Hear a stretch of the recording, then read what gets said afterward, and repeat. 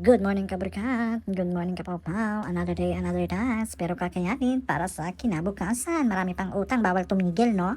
Makwento ko lang sa inyo mga kapawpaw, alam nyo ba noon nasa Quezon pa kami ay talaga namang pagkabanat-banat ng aking buto kasi bata pa lang ako ay talaga nagtatrabaho na ako. Kasi nga naman yung lola namin doon ay talaga namang pagkasipag-sipag. Madaling araw pa lang ay gising na para lang magluto ng puto at siya namang ititinda namin sa madaling araw. Naming magpipinsan. Tapos minsan nagdadayaan pa kami magpipinsan kasi minsan dinadagdagan namin ng 10 piraso yung puto ni nanay na nilalagay sa basket para may 10 kami. Kasi kada benta namin ng 100, mayroon kaming 10 piso kay nanay. Pambaon na namin yun. Tapos pagdating naman ng tanghali, kapag wala kaming pasok sa school, si nanay naman ay magaluto yan ng bibingka, binamban. Ay talaga naman pagkainit-init, tanghalin tapat ay kami ay nagalakar ng mga magpipinsan at nagalako ng mga ganyan.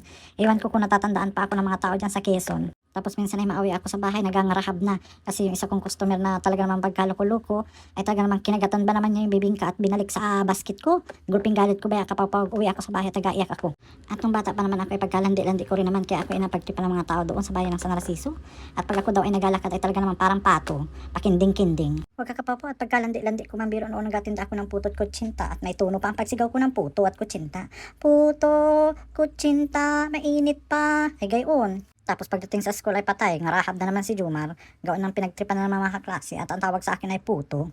Tapos ay minsan ay kapapaw kapag ako tinupak ng katamaran ay talagang malabas ako ng bahay, dala-dala ang basket at maghahanap ng lugar na pwedeng kahigaan at tulugan. Minsan ay nagising pa ako na may nadaang prosesyon habang ako ay natutulog sa tabing daan. Nakakamiss lamang mga kapapaw kasi tabi-tabi pa kami nun matulog magpipinsan kasama si nanay sa isang bahay.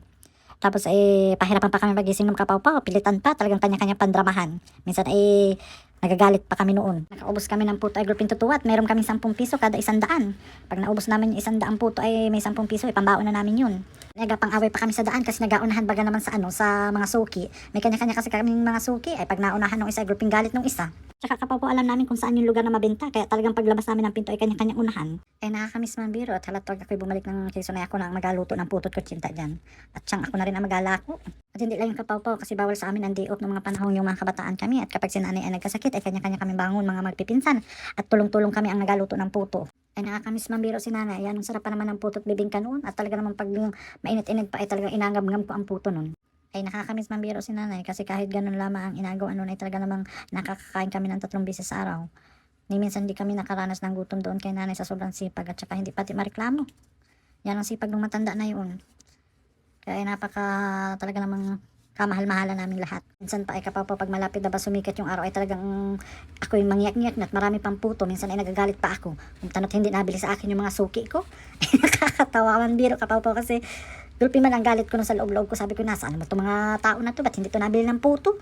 Tapos mga kapapa, pagsasapit na ba yung disperas ng Pasko ay talagang pagka-busy-busy namin, talagang isang plangga ng puto yung inaluto ng lola namin. Tapos may pwesto kami nun sa simbahan kapapa, tapos doon na kami mapwesto nun kasi paglabas ng tao talagang dinudumog na kami nun, 10-10, 20-20, gulpi man ang tuwa namin magpipinsan.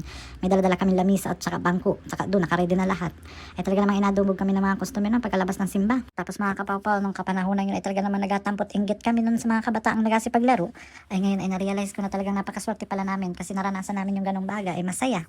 Kapag naalala ko ay talagang natatawa na lamang ako. Yun nga ni lamang kapapo ay ang pagkakamali namin magpipinsan na hindi namin inaral yung mga inapagluluto na yun ni nanay. Ay talagang pagkasasarap. Lalo na pagdating sa tikoy ay pagkagaling-galing ni nanay magluto ng tikoy kapaw-paw. Kaya shoutout sa inyo dyan mga suki. Aba, kilala nyo pa ba ako? Kaya pagbalik ko dyan at ako na magatinda at magaluto ng putot kutsinta. Partida pa yun, nakapalda. Yan lang nakapaw-paw kaburikat at ako'y naiiyak na. Thank you for watching. Bye-bye. Please don't forget to share and like my video. Please support my all contents. Thank you so much. Bye-bye.